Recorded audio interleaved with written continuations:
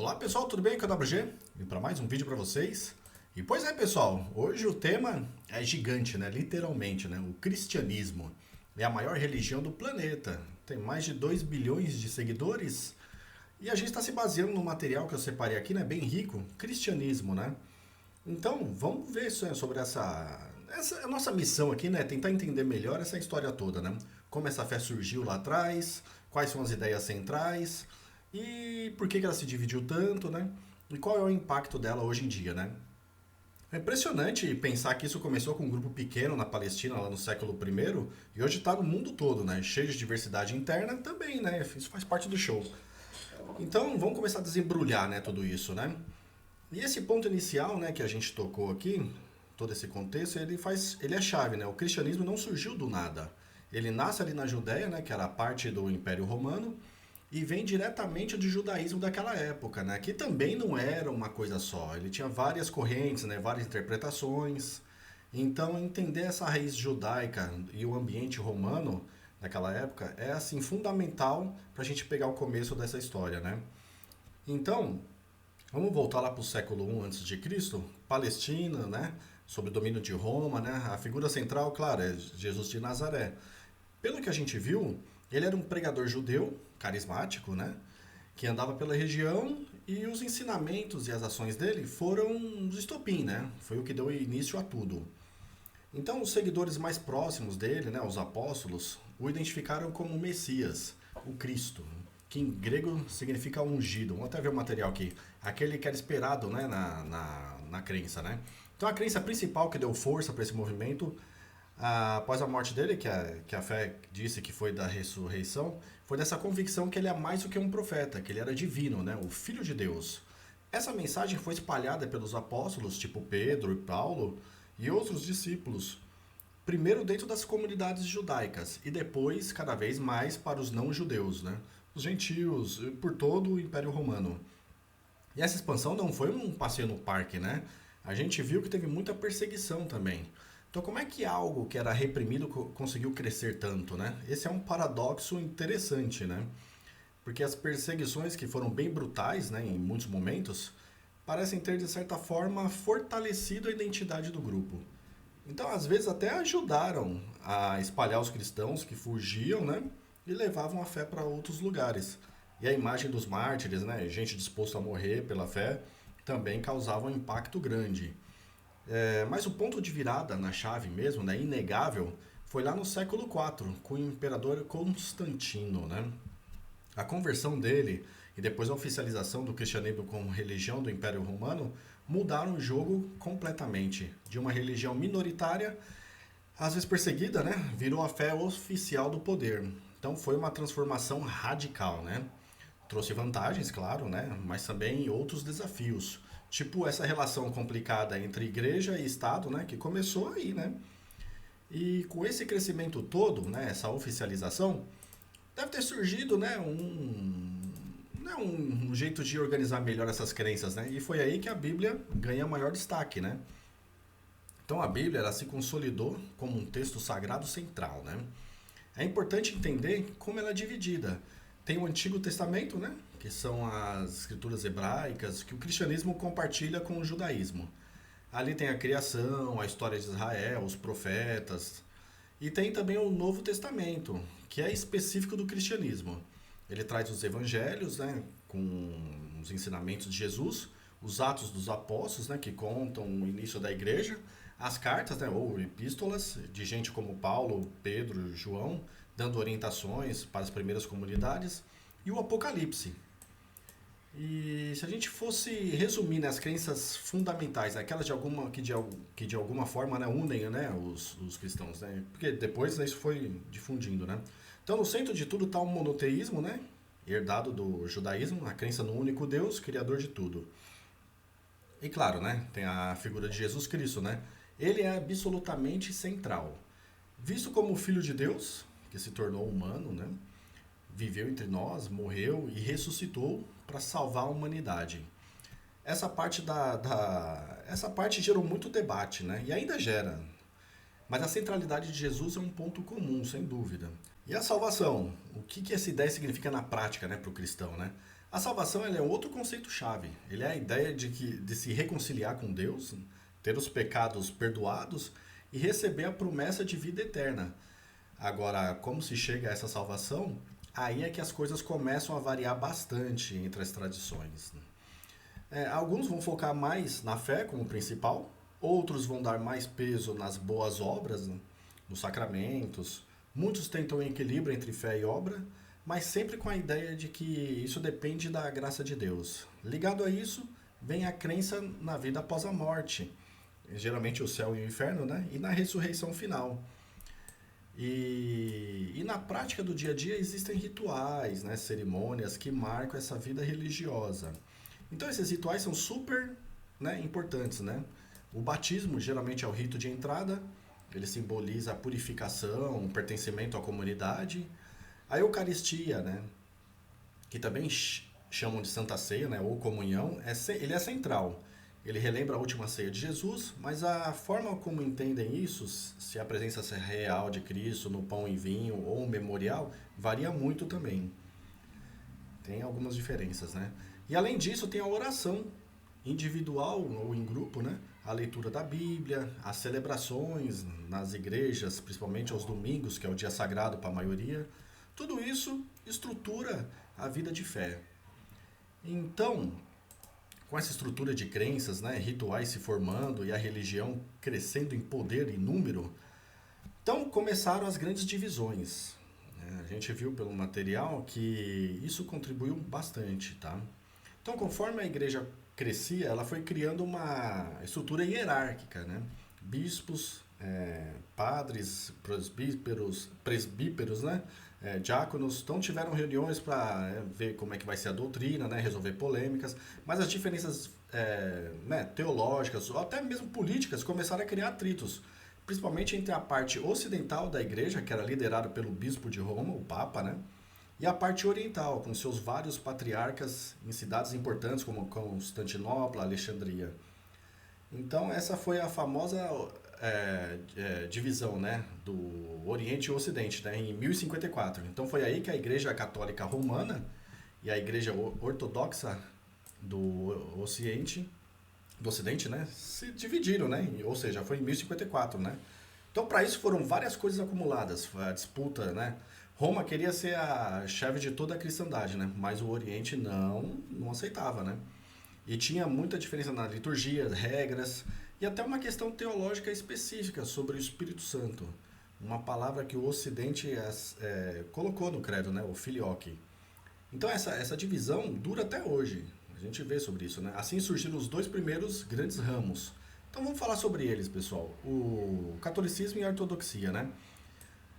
Bom, o catolicismo romano ele é o maior grupo, né? Hoje tem mais ou menos 1,3 bilhões de fiéis.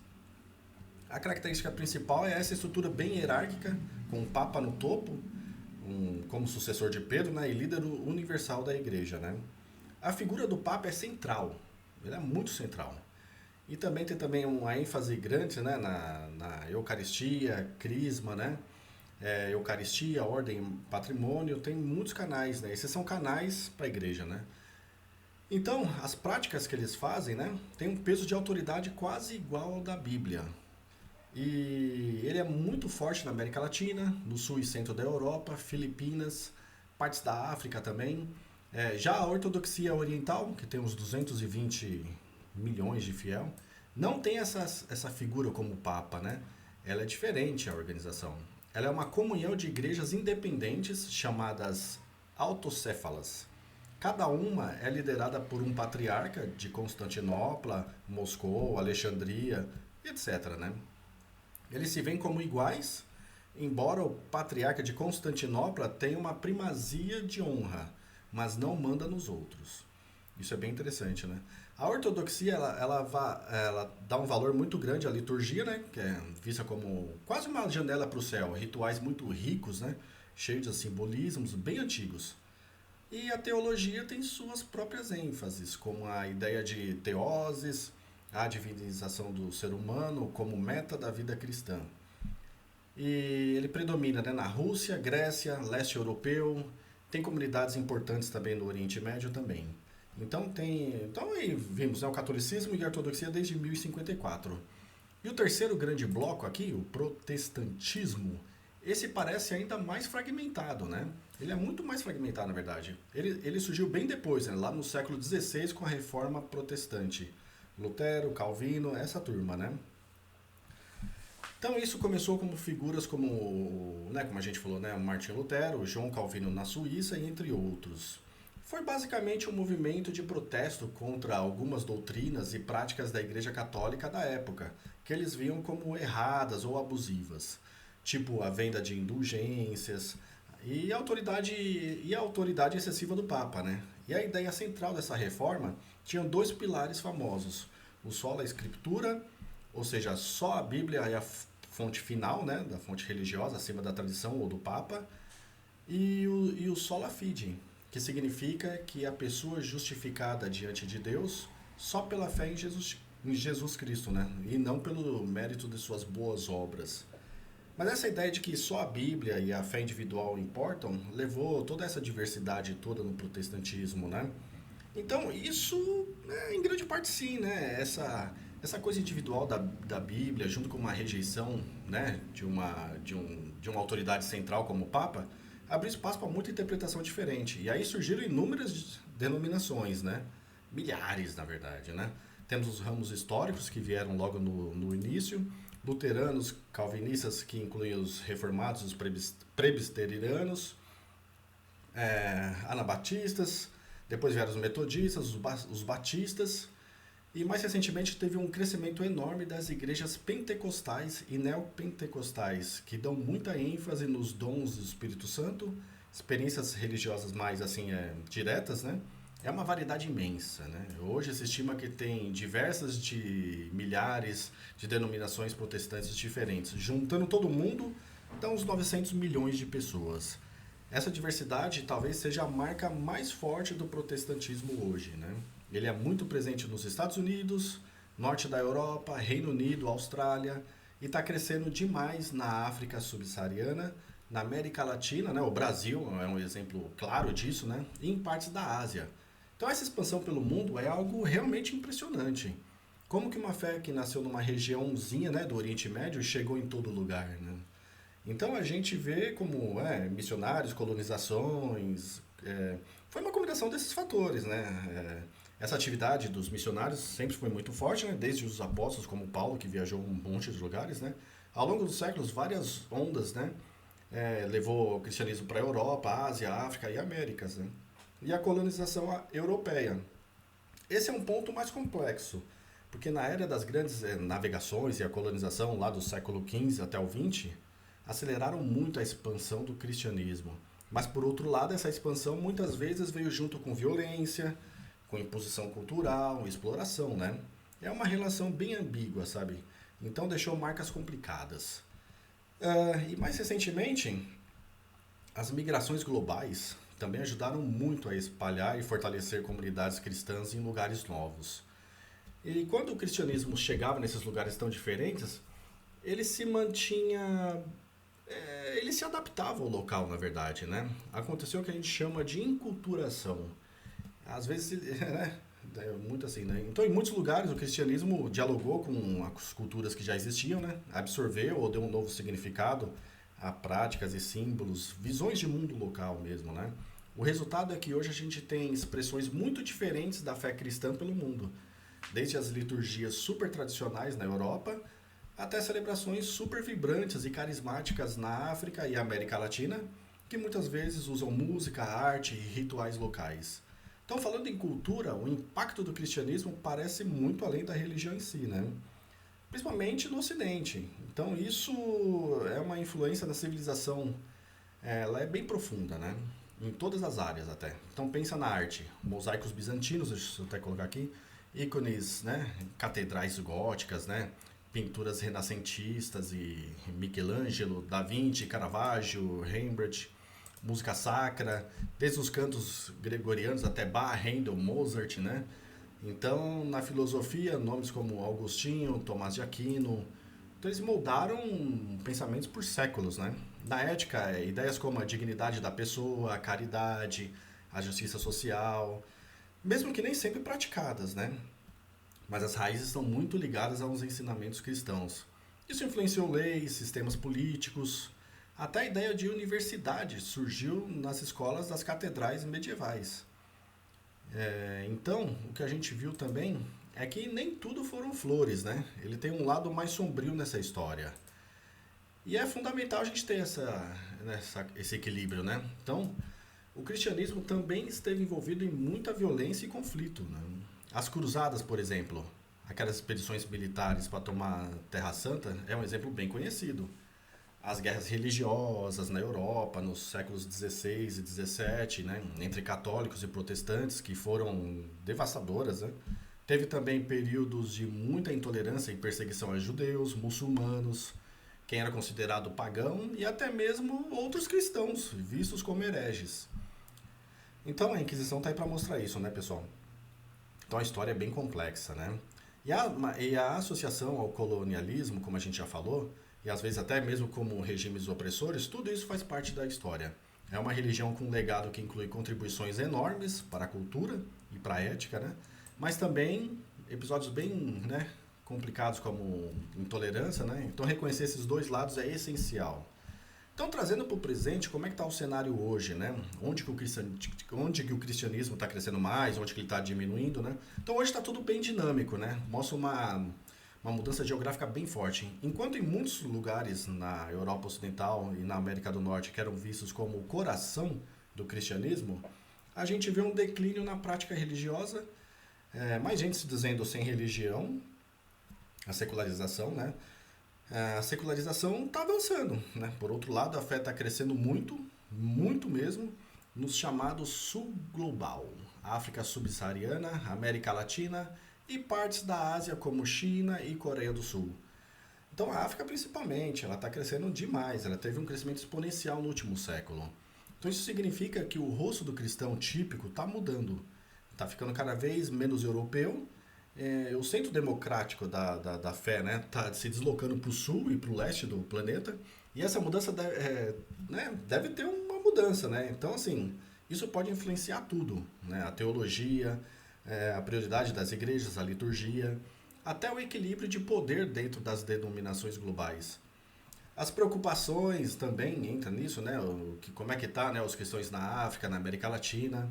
Isso tende a ganhar cada vez mais peso, né, nas discussões globais da fé. Mas também ainda temos os símbolos universais, né, como a cruz, que continua sendo, né, o grande símbolo central, e a prática do domingo, como é dia de culto para a maioria, né, que costuma, né, ter toda uma unidade ali, né. Apesar de toda a diferença, né, esse é um dia ainda assim, né. Então, a gente partiu das origens judaicas, né, no Império Romano, vimos as crenças centrais em Deus e Jesus Cristo, a importância da Bíblia, dos rituais, acompanhamos as grandes divisões históricas que deram origem ao catolicismo, à ortodoxia e a esse universo imenso e diverso que é o protestantismo. Vimos também como essa fé se espalhou pelo mundo todo, deixando um legado cultural profundo, né? Mas também cheio de ambiguidades. E como hoje ela vive essa fase de reconfiguração geográfica, com um crescimento forte no sul global. Uma trajetória muito complexa, de escala global mesmo, né? Então essa análise toda, ela nos leva a uma reflexão final aqui, né? Para a gente continuar pensando, né? Isso levanta uma questão muito importante, que é considerando essa diversidade interna enorme, né, que a gente discutiu aqui, as diferenças teológicas e até mesmo bem profundas entre os ramos, as milhares de denominações protestantes, as adaptações culturais tão variadas pelo mundo, o que de fato une tudo isso? O que constitui a identidade comum do cristianismo no século XXI? O que liga, sobre o mesmo rótulo de cristão, um católico fervoroso na Polônia, um copta ortodoxo no Egito, um presbiteriano na Coreia do Sul e um pentecostal aqui no Brasil? Encontrar essa essência comum no meio de tanta pluralidade talvez seja um dos grandes desafios e, quem sabe, um dos grandes temas para o futuro dessa fé global. É isso, pessoal. Nos vemos no próximo vídeo. Um abraço a todos e tchau, tchau.